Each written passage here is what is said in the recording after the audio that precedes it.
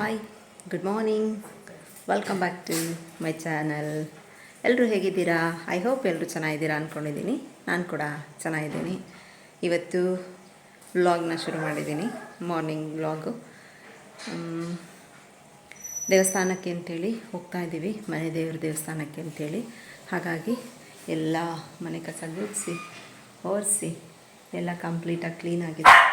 ಮತ್ತು ಹೂ ಕೂಡ ಬಿಡಿಸ್ಕೊಂಡು ಬಂದಿದ್ದೀನಿ, ಪೂಜೆ ಮಾಡಬೇಕು. ನಾನು ಒರೆಸಿಲ್ಲಪ್ಪ, ಮನೆಯೆಲ್ಲ ನೋಡಿ ಅಲ್ಲಿದ್ದಾರಲ್ಲ, ನೋಡಿ ಅವ್ರು ಕಂಪ್ಲೀಟಾಗಿ ಮನೆಯೆಲ್ಲ ಒರೆಸಿ ಗುಡಿಸಿ ಎಲ್ಲ ಕ್ಲೀನ್ ಮಾಡಿಕೊಟ್ಟಿದ್ದಾರೆ.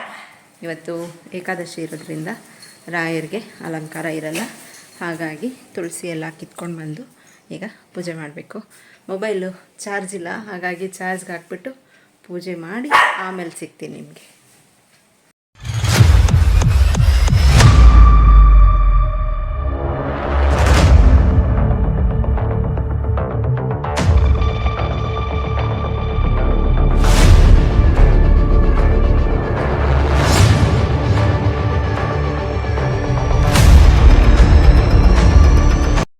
ಎಲ್ಲಾದರೂ ಹೊರಗಡೆ ಹೋಗಬೇಕು ಅಂದರೆ ಅಥವಾ ಮನೆ ದೇವರಿಗೆ ಹೋಗಬೇಕು ಅಂದರೆ ಮುಂಚೆನೇ ಮನೆಯಲ್ಲಿ ಕೂಡ ಪೂಜೆನ ಮಾಡಿ ಮುಗಿಸಿರ್ಬೇಕು.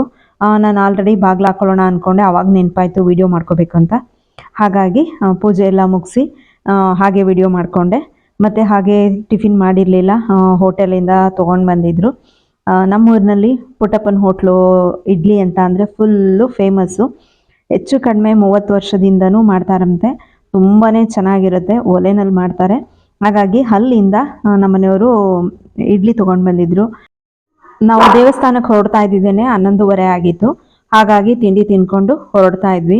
ಮತ್ತು ಹಾಗೆ ನಮ್ಮ ಸಿರಿ ಪಾರುಗೂ ಇಡ್ಲಿ ಅಂದರೆ ಫುಲ್ಲು ಫೇವ್ರೇಟು. ನೋಡಿ ಅವರು ಕಾಯ್ತಾ ಇದ್ರು, ಬಿಸಿ ಬಿಸಿ ಇಡ್ಲಿ ಇತ್ತು. ಹಾಗಾಗಿ ಅವರಿಗೂ ಕೂಡ ಅಂದರೆ ತಣ್ಣಗೆ ಮಾಡಿ ಅವರಿಗೂ ಕೂಡ ಇಡ್ಲಿ ಕೊಡ್ತಾ ಇತ್ತು.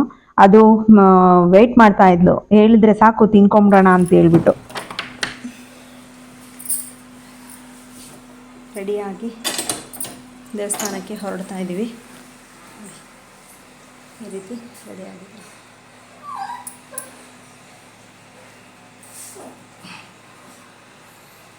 ಓಕೆ, ಬನ್ನಿ ಹೋಗೋಣ ದೇವಸ್ಥಾನಕ್ಕೆ. ನೀವು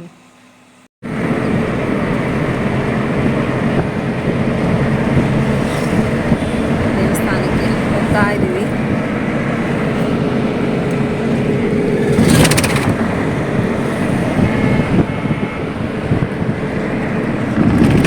ದೇವಸ್ಥಾನ ಹೇಳ್ತೀನಿ, ಇಲ್ಲಿ ಎಡಕ್ಕೆ ಈ ಬಿಲ್ಡಿಂಗ್ ಪಕ್ಕ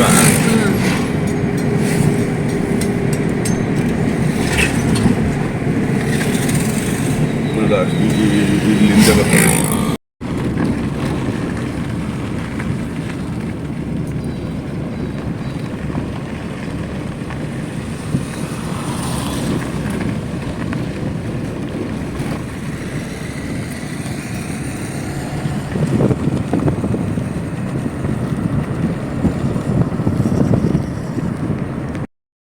ಒಂದೇ ಹತ್ರನೇ 3 ದೇವಸ್ಥಾನಗಳಿದೆ.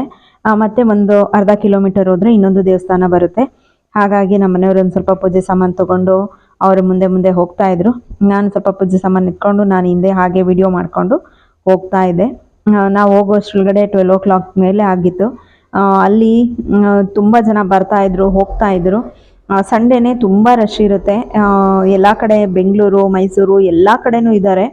ಹಾಗಾಗಿ ಅವರೆಲ್ಲರೂ ಕೂಡ ಅವತ್ತು ಬರ್ತಾ ಇದ್ರು, ಹೋಗ್ತಾ ಇದ್ರು. ಮತ್ತು ನಾವಿಲ್ಲಿ ಬಂದು ಕಾಲುಗಳನ್ನ ತೊಳ್ಕೊಂಡು, ಇಲ್ಲಿ ಒಂದು ಯಾವಾಗಲೂ ಕಾವೇರಿ ನೀರು ಹರಿತಾ ಇರುತ್ತೆ, ಇಲ್ಲಿ ಕಾಲು ತೊಳ್ಕೊಂಡು ಹಾಗೆಯೇ ಕೈಕಾಲು ತೊಳ್ಕೊಂಡು ಇಲ್ಲಿಂದ ನಾವು ದೇವಸ್ಥಾನಕ್ಕೆ ಬಂದ್ವಿ.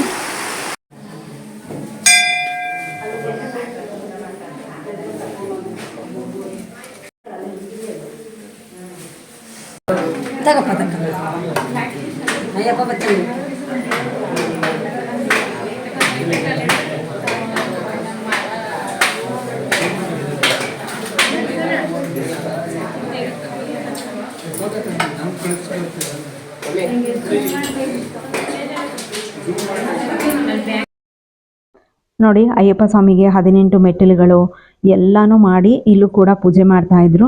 ಹಾಗೆ ಒಂದು ಕ್ಲಿಪ್ಪಿಂಗ್ನ ತೊಗೊಂಡೆ. ಅಯ್ಯಪ್ಪ ಸ್ವಾಮಿ ಭಜನೆ, ಅಯ್ಯಪ್ಪ ಸ್ವಾಮಿ ಪೂಜೆ ಅಂದರೆ ಎಲ್ರಿಗೂ ಖುಷಿ ಪಡ್ತಾರೆ, ಮಕ್ಕಳಿಂದ ಹಿಡಿದು ವಯಸ್ಸಾದವ್ರಿಗೂ ಖುಷಿ ಪಡ್ತಾರೆ. ಮತ್ತು ಹಾಗೆ ಬಾಳೆಂದು ಹಿಡ್ಡಿನಲ್ಲಿ ಕೂಡ ಅಲಂಕಾರ ಮಾಡ್ತಾಯಿದ್ರು. ಮತ್ತು ದೀಪ ಕೂಡ ಎಲ್ಲ ಕಡೆನೂ ಹಚ್ತಾ ಇದ್ರು. ಮತ್ತು ಸಂಜೆ ಕಾರ್ತಿಕ ದೀಪೋತ್ಸವ ಕೂಡ ಇತ್ತು. ಮಧ್ಯಾಹ್ನನೂ ಕೂಡ ದೀಪನ ಹಚ್ಚೋರು ಹಚ್ತಾ ಇದ್ರು. ತುಂಬ ರಶ್ ಆಗುತ್ತೆ ಸಂಜೆ ಆಗ್ತಾ ಅಂತ ಹೇಳ್ಬಿಟ್ಟು ಮುಂಚೆನೇ ಫಸ್ಟೆಲ್ಲ ಪೂಜೆನ ಮುಗಿಸಿದ್ವಿ.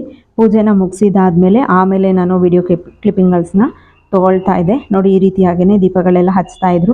ಮತ್ತು ಸಂಜೆನೂ ಕೂಡ ಕಾರ್ತಿಕ ಮಾಸದ ದೀಪೋತ್ಸವ ಇದ್ದಿದ್ದರಿಂದ ತುಂಬ ಜನ ಬರ್ತಾಯಿದ್ರು. ಮತ್ತು ಅನ್ನ ದಾಸೋಹ ಕೂಡ ಇತ್ತು. ಮತ್ತು ಎಲ್ಲ ಕಡೆಯಿಂದನೂ ಬರ್ತಾಯಿದ್ರು. ತುಂಬ ಖುಷಿ ಆಗ್ತಾಯಿತ್ತು.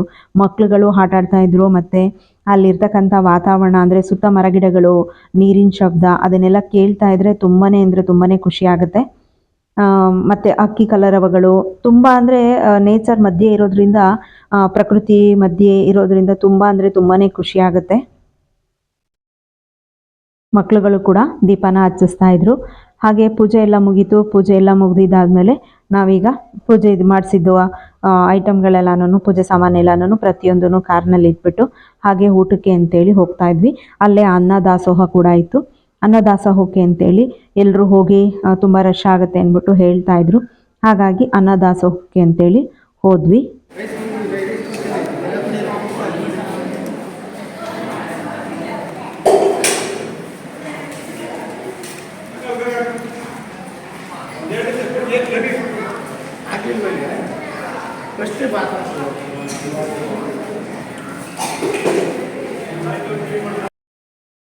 ಬೂಂದಿ ಪಾಯಸ, ಹಾಗೆ ರಸಾಯನ, ಮತ್ತು ಕಾಳುಗೊಜ್ಜು, ಹಾಗೆ ವೆಜಿಟೇಬಲ್ ಪಲಾವು ಮತ್ತು ಎಲ್ಲನೂ ಮಾಡಿದರು.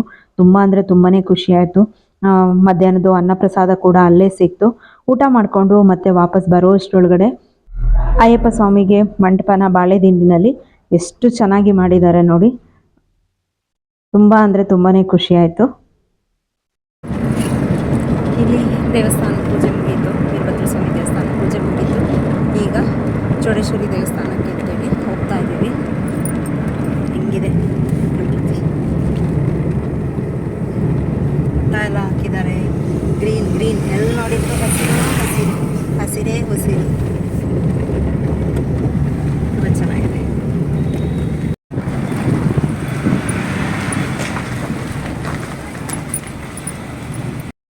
ಚೌಡೇಶ್ವರಿ ದೇವಸ್ಥಾನದ ಹತ್ರನೂ ಕೂಡ ಅಲ್ಲೂ ಅನ್ನಪ್ರಸಾದಕ್ಕೆ ಅಂಥೇಳಿ ಅಲ್ಲೂ ಕೂಡ ಎಲ್ಲ ಅಡುಗೆನ ಮಾಡ್ತಾಯಿದ್ರು.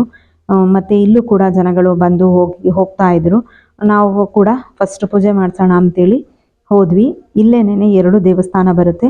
ಚೌಡೇಶ್ವರಿ ತಾಗಿ, ಹಾಗೆ ಬೇವಿರಮ್ಮ ಗ್ರಾಮ ದೇವತೆ ಬೇವಿರಮ್ಮ ಬರುತ್ತೆ ನೋಡಿ. ಇವರೇ ಚೌಡೇಶ್ವರಿ ಅಮ್ಮನವರು. ನಾವು ವರ್ಷನೂ ಕಾರ್ತಿಕ ಮಾಸದಲ್ಲಿ ಮತ್ತು ಶಿವರಾತ್ರಿ ಟೈಮ್ನಲ್ಲಿ ಇಲ್ಲಿಗೆ ಬಂದು ಪೂಜೆ ಮಾಡಿಸ್ಕೊಂಡು ಬರ್ತೀವಿ. ತುಂಬ ಚೆನ್ನಾಗಿ ದರ್ಶನ ಕೂಡ ಆಯಿತು. ಅಷ್ಟು ಕಾರ್ತಿಕ ಮಾಸದ ರಶ್ ಇದ್ರೂ ಚೆನ್ನಾಗಿ ದರ್ಶನ ಆಯಿತು. ದೇವ್ರ ದರ್ಶನ ಆದ್ರೇ ಅಲ್ವಾ ತುಂಬ ಖುಷಿ ಆಗುತ್ತೆ. ಎಲ್ಲರೂ ಹೋಗೋದು ದೇವ್ರ ದರ್ಶನ ಮಾಡೋದಕ್ಕೆ ಅಂತೇಳಿ. ದೇವ್ರ ದರ್ಶನ ಫಸ್ಟು ಆಗಿಬಿಟ್ಟು ಅಂತ ಅಂದರೆ ಇನ್ನೆಲ್ಲನೂ ಖುಷಿನೇ ಆಗಿಬಿಡುತ್ತೆ. ಅಷ್ಟು ರಶ್ ಇದ್ರೂ ಕೂಡ ಚೆನ್ನಾಗಿ ದೇವ್ರ ದರ್ಶನ ಕೂಡ ಆಯಿತು. ಹಾಗೆ ವಿಡಿಯೋನೂ ಕೂಡ ಆರಾಮಾಗಿ ವಿಡಿಯೋ ಕೂಡ ಮಾಡಿಕೊಂಡೆ. ಸ್ವಲ್ಪ ಕೇಳಿಕೊಂಡೆ, ಒಂದು 5 ನಿಮಿಷ ನಾನು ವಿಡಿಯೋ ಮಾಡ್ಕೋಬೇಕು ಅಂತೇಳಿ. ಆಯಿತು ಮಾಡ್ಕೊಳ್ಳಿ ಅಂತ ಅಂದ್ಬಿಟ್ಟು ಹೇಳಿದರು. ಹಾಗಾಗಿ ವಿಡಿಯೋ ಕೂಡ ಆರಾಮಾಗಿ ಮಾಡಿಕೊಂಡು ಹೊರಟ್ವಿ. ನೋಡಿ, ಹೊರಗಡೆಯಿಂದ ಈ ರೀತಿಯಾಗಿ ಕಾಣುತ್ತೆ. ದರ್ಶನ ಎಲ್ಲ ಚೆನ್ನಾಗಾಯಿತು. ಅಲ್ಲಿಂದ ನಾವೀಗ ಅಲ್ಲೇ ಹತ್ತಿರದಲ್ಲೇ ಅಂದರೆ ಈ ಚೌಡೇಶ್ವರಿ ತಾಯಿ ದೇವಸ್ಥಾನದ ಎದುರುಗಡೆನೇ ಬೇವಿರಮ್ಮ ಅಂತೇಳಿ ಗ್ರಾಮ ದೇವತೆ ಇದ್ದಾರೆ. ಇಲ್ಲಿ ದರ್ಶನ ಮುಗಿಸ್ಕೊಂಡು ಅಲ್ಲಿಂದ ನಾವು ಬೇವಿರಮ್ಮನ ದೇವಸ್ಥಾನಕ್ಕೆ ಅಂತೇಳಿ ಹೋಗ್ತಾ ಇದ್ದೆ. ನಾನು ಹೇಳ್ತಾ ಇದ್ದೆ ಇಲ್ಲೂ ಕೂಡ ಅಡುಗೆ ಮಾಡ್ತಾ ಇದ್ದಾರೆ, ಅನ್ನದಾಸೋಹ ಇಲ್ಲೂ ಕೂಡ ಇದೆ ಅಂತ ಹೇಳ್ಬಿಟ್ಟು ಹೇಳ್ತಾ ಇದ್ದೆ. ನೋಡಿ, ಈ ತಾಯಿನೇ ಬೇವಿರಮ್ಮ ಅಂತ ಹೇಳ್ಬಿಟ್ಟು ಇಲ್ಲಿ ಇವಾಗ ಬೇವಿರಮ್ಮನ ದೇವಸ್ಥಾನಕ್ಕೆ ಅಂತೇಳಿ ಹೋಗ್ತಾ ಇದ್ವಿ. ನಾನು ಆಲ್ಮೋಸ್ಟು ನಮ್ಮ ಮನೆ ದೇವ್ರದ್ದು ಮತ್ತು ದೇವಸ್ಥಾನದ್ದು ಬಗ್ಗೆ ಎಲ್ಲ ಪ್ರತಿಯೊಂದೂ ಕೂಡ ನಾನು ವಿಡಿಯೋದಲ್ಲಿ ಈಗಾಗಲೇ ಅಪ್ಲೋಡ್ ಮಾಡಿರ್ತೀನಿ. ಆಸಕ್ತಿ ಇದ್ದವರು ಹಿಂದಿನ ವಿಡಿಯೋದಲ್ಲಿ ನೀವು ನೋಡ್ಬೋದು. ನೋಡಿ, ಬೇವಿರಮ್ಮ ತಾಯಿ ಪೂಜೆ ಕೂಡ ಆಗ್ತಾಯಿತ್ತು. ಇಲ್ಲಿ ತುಂಬ ರಶ್ ಇತ್ತು. ಹಾಗಾಗಿ ಇಲ್ಲಿ ಕೂಡ ಚೆನ್ನಾಗಿ ದರ್ಶನ ಆಯಿತು. ತಾಯಿ ಪೂಜೆ ಕೂಡ ಆಯಿತು. ಹಾಗೆ ಹಣ್ಣು ಪ್ರಸಾದ ಎಲ್ಲ ತೊಗೊಂಡು ನಾವು ಪೂಜೆ ಮುಗಿಸ್ಕೊಂಡು ಮನೆಗೆ ಬಂದ್ವಿ. ಬರಬೇಕಾದ್ರೆ ಹಾಗೆ ಈ ಕಲರ್ದು ಸ್ಫಟಿಕ ಇರಲಿಲ್ಲ ನನ್ನ ಹತ್ರ. ಇದರಿಂದ ಸ್ವಲ್ಪ ಲೈಟ್ ಕಲರಲ್ಲಿ ಇತ್ತು, ಇದು ಡಾರ್ಕ್ ಕಲರು. ಆ ರೋಡ್ ಸೈಡಲ್ಲಿ ಇತ್ತು. ಅದನ್ನು ಹಾಗೆ ಕಟ್ ಮಾಡಿಕೊಂಡು ಅಥವಾ ಬೀಜ ಸಿಗುತ್ತೇನೋ ನೋಡೋಣ ಅಂತೇಳಿ ಅದು ಬೀಜ ಕಿತ್ಕೊಳ್ಳೋದಕ್ಕೆ ಆಗ್ತಾ ಇರಲಿಲ್ಲ. ನೋಡಿದೆ, ಟ್ರೈ ಮಾಡಿದೆ, ಆದರೂ ಆಗಲಿಲ್ಲ. ಸರಿ ಅಂದ್ಬಿಟ್ಟು ಕಡ್ಡಿ ಕಟ್ ಮಾಡಿ ಹಾಕಿದ್ರೂ ಸ್ಫಟಿಕ ಗಿಡ ಬರುತ್ತಲ್ಲ ಅಂತೇಳ್ಬಿಟ್ಟು ಹಾಗೇ ಆ ಗಿಡನೂ ಕಟ್ ಮಾಡ್ಕೊಂಡು ಬಂದೆ. ಆದರೆ ಸ್ಫಟಿಕ ಗಿಡದಲ್ಲಿ ಇಷ್ಟು ಹಸಿ ಬೀಜ ಸಿಕ್ತು, ಅದಷ್ಟು ಒಣಗೋಗಿರೋ ಬೀಜ ಸಿಕ್ಕಿದೆ. ಅಂದರೆ ಕಂಪ್ಲೀಟಾಗಿ ಒಣಗಿಲ್ಲ, ಇನ್ನೂ ಸ್ವಲ್ಪ ಹಸಿ ಇದೆ. ಅದನ್ನೆಲ್ಲ ಪಾಟಿಗೆ ಹಾಕಿ ನೋಡಬೇಕು. ಎಷ್ಟೇ ಗಾರ್ಡನ್ ಮಾಡ್ತಾಯಿದ್ರು, ಏನು ಮಾಡ್ತಾಯಿದ್ರು, ಎಷ್ಟೇ ದುಡ್ಡು ಕೊಟ್ಟು ಗಿಡಗಳು ತಂದ್ರೂ ಕೆಲವೊಂದು ಗಿಡಗಳು ನೋಡಿದಾಗ ತುಂಬಾ ಆಸೆ ಆಗುತ್ತೆ. ನಾನೆಲ್ಲ ಕ್ಲೀನ್ ಮಾಡ್ಕೊಂಡು ಕೂತಿದ್ದೆ. ನಮ್ಮ ಪಾರು ಬಂದು ನೋಡಿ ಇಲ್ಲಿ ತೊಡೆ ಮೇಲೆ ಕೂರಿಸ್ಕೊ ಮಲಗಿಸ್ಕೊ ಅಂದ್ಕೊಂಡು ಬರ್ತಾಳೆ. ಬೇಡ ಹೋಗು ನೀನು ಅಂತ ಅಂದೆ. ನೋಡಿ ಹೇಗೆ ಇದು ಮಾಡ್ತಿದ್ದಾಳೆ ಅಂತೇಳಿ. ಬೇಡ ಹೋಗು ಅಂತ ಅಂದರೆ ಆಗ ಬಂದು ಮೈ ಮುರಿಯೋದು. ಈಗ ಅವಳು ಬಂದ್ಲು, ಅವಳನ್ನ ಮಾತ್ರ ಮಾತಾಡಿಸ್ತೀಯಾ, ನನ್ನನ್ನು ಮಾತಾಡ್ಸಲ್ವ ಅಂತೇಳಿ. ಯಾರೆಲ್ಲ ಈ ವಿಡಿಯೋ ನೋಡಿದ್ರಿ, ವಿಡಿಯೋ ನೋಡಿದಾದ್ಮೇಲೆ ಲೈಕ್ ಕೊಟ್ಟು ಕಮೆಂಟ್ ಕೊಡೋದನ್ನ ಮರಿಬೇಡಿ. ಹಾಗೇನೆ ಮತ್ತೆ ನೆಕ್ಸ್ಟ್ ವಿಡಿಯೋ ಒಂದಿಗೆ ನಿಮ್ಮ ಮುಂದೆ ಬರ್ತೀನಿ. Thank you for watching. Bye, take care. ಹಾಗೆ ಹೊಸದಾಗಿ ಬರೋರು ನನ್ನ ಚಾನಲ್ನ ಸಬ್ಸ್ಕ್ರೈಬ್ ಮಾಡಿಕೊಂಡು ವಿಡಿಯೋ ನೋಡಿ ಅಂತ ಕೇಳ್ಕೊಳ್ತೀನಿ.